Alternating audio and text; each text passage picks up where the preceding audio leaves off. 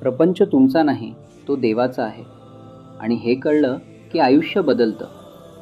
प्रपंच करताना हे माझं आहे असा अभिमान ठेवू नका, तर हे सर्व देवाचं आहे अशी भावना ठेवा. काही मिळावं किंवा टळावं अशी इच्छा न ठेवणं म्हणजेच खरा वैराग्य. संकट आलं तर ते टाळण्याची मागणी न करता भगवंताचं स्मरण करण्याची शक्ती मागा. आपल्या आयुष्यात जे काही घडतं ते परमेश्वराच्या इच्छेनं होतं हे मान्य केलं की मनातली काळजी आपोआप नाहीशी होते.